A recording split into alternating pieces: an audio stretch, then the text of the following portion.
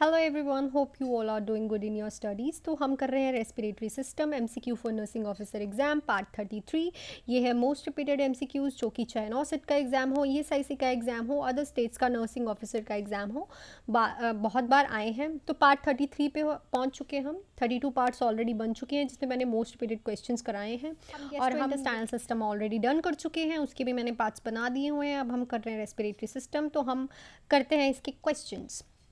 So the first question is confirmatory test for pneumonia to determine the extent and location of the infection। कौन सा confirmatory test होगा pneumonia के लिए, location of infection देखने के लिए और कितना निमोनिया हो चुका है उस एक्सटेंशन को देखने के लिए।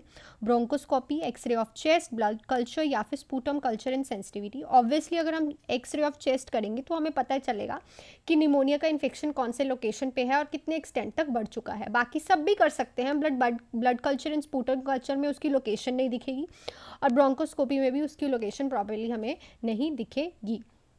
सो नेक्स्ट करते हैं, the nutritional management of patient with acute pharyngitis include except. एक पेशेंट है, उसको फेरेंजाइटिस हुआ है, फेरिंग्स में इन्फेक्शन हुआ है, उसकी न्यूट्रिशनल मैनेजमेंट हम करेंगे, बट इसमें से कौन सी एक्सेप्ट नहीं करेंगे। Advice for liquid soft diet, administer IV fluid for hydration, advice to avoid cold beverages और ice cream, advice to drink more fluid. So obviously हम उसे आईवी फ्लूइड फॉर हाइड्रेशन नहीं देंगे बिकॉज हम उसे डाइट दे रहे हैं, न्यूट्रिशनल मैनेजमेंट कर रहे हैं, हम उसको सॉफ्ट डाइट देंगे। आईवी फ्लूइड देने का कोई नीड नहीं है अगर वो soft diet and liquid diet ले रहा है। ठीक है, एडवाइस करेंगे कि कोल्ड बेवरेजेस ना ले, बेवरेजेस नहीं लेनी चाहिए बिकॉज उसमें कैफीन होता है। ठीक है, और ज़्यादा ठंडा नहीं लेना है, वार्म ज़्यादातर देते हैं हम, और मोर वाटर लेने के लिए एडवाइस करेंगे।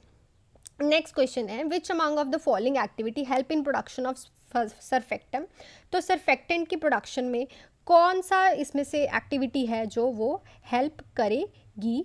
तो हमारे पास ऑप्शंस देखो क्या है, taking deep breath, coughing exercise, strenuous exercises या फिर रेंज ऑफ मोशन एक्सरसाइजेस। तो सरफेक्टेंट की एक्टिविटी को हेल्प करने के लिए कौन सी एक्सरसाइज हेल्प करेगी, that is taking deep breath. अगर वो डीप ब्रेथिंग लेगा तो उसको वो हेल्प करेगी। सरफेक्टेंट होता क्या है, पहली बात तो ये क्या करता है, लोअर करता है सरफेस टेंशन को। ठीक है, एयर लिक्विड इंटरफेरेंस में हेल्प करता है। ठीक है, एयर और जो लिक्विड का इंटरफेयर होता है उसकी टेंशन में ये हेल्प करता है। प्रिवेंट करता है एल्वियोलाई के कोलैप्स को। ठीक है, एल्वियोलाइज को कोलैप्स नहीं होने देता at the end of expiration. Obviously जब हम एयर बाहर ब्लो आउट कर रहे हैं तो जो हमारे एल्वियोलाइज हैं वो कॉन्स्ट्रिक्ट होते हैं ना, बट उसकी कॉन्स्ट्रिक्शन इतनी नहीं होने देता कि वो कोलैप्स ही कर जाए, तो वो कौन होता है, सरफेक्टेंट। दूसरा, ये माइक्रो ऑर्गेनिजम्स और उसके पैथोजन को किल करने में हेल्प करता है। ठीक है, और इम्यून रिस्पॉन्स को मॉड्यूलेटिंग करता है उसकी। ठीक है, तो अगर हम टेक डीप ब्रीदिंग लेंगे तो हेल्प करेगा सरफेक्टेंट और ज़्यादा प्रोड्यूस हो। नेक्स्ट है, in client with chest tube lack of fluctuation of water in a water seal chamber occurs because of. देखो, अगर हमने किसी के chest tube drainage, water seal chest tube drainage लगाई है तो जो उसमें वाटर है उसमें फ्लक्चुएशन जो है वो नहीं दिख रही, तो उसका क्या बिकॉज ऑफ क्यों ऐसे ही हो सकता है, kicking off tube, re-expansion of lung, both A and B, none of above.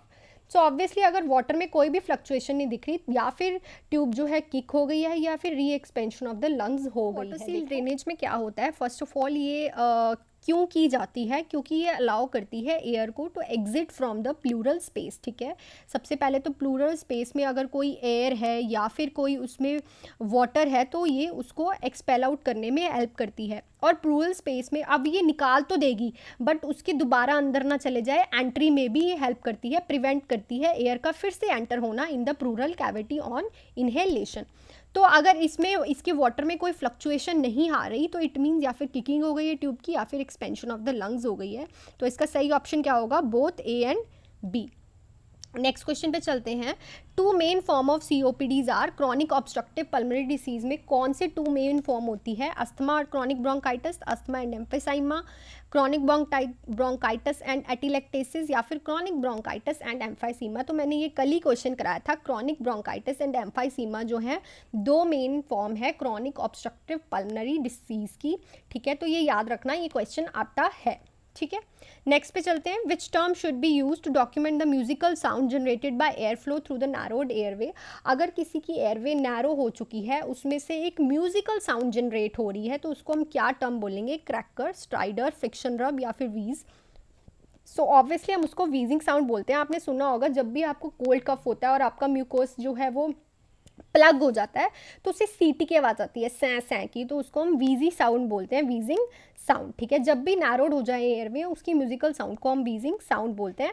Strider sound जब भी अपर एयरवे का इन्फेक्शन होता है तब फील होती है। फ्रिक्शन रब इज नॉट अ, और क्रैकल साउंड्स एयर और water filling in the pleural cavity में हमें, सॉरी एल्वेलाइज में फील होती है। नेक्स्ट है, in patient Mantoux test read after 72 hours shows 3 mm in duration and red colour then the result is.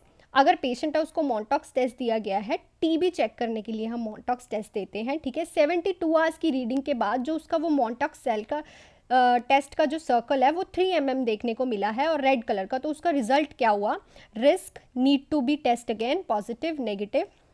सो देखो, अगर उसका 3 mm का देखने को मिला है तो ऑब्वियसली जो टेस्ट है वो नेगेटिव होता है। 10 mm हो या फिर 10 mm से ज़्यादा हो तो टेस्ट हम पॉजिटिव बोलते हैं।